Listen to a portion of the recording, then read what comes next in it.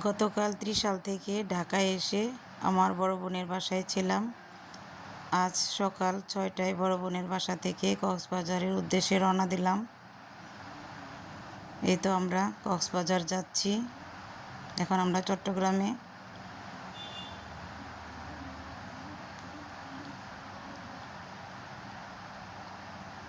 যতই যাচ্ছি ততই খুব মনে পড়ছে মা, ভাই, বোন সবার কথা। আর আমার একটা বোন তো মারা গিয়েছে, সবাই জানেন। খুব খারাপ লাগছে বোনের জন্য।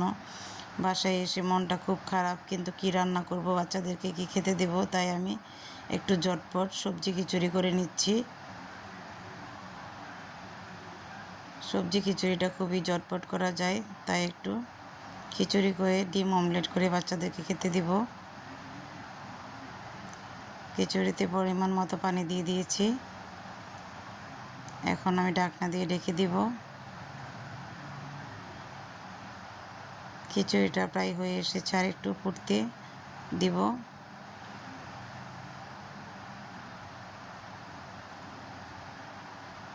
এই তো আমার খিচুড়ি রান্না হয়ে গিয়েছে। এখন ডিম অমলেট করে বাচ্চাদেরকে খেতে দিব। গরম গরম খিচুড়ি, ডিম অমলেট, আচার আর লেবু, খেতে ভীষণ মজা হবে। সবাই ভালো থাকবেন। আল্লাহ হাফেজ।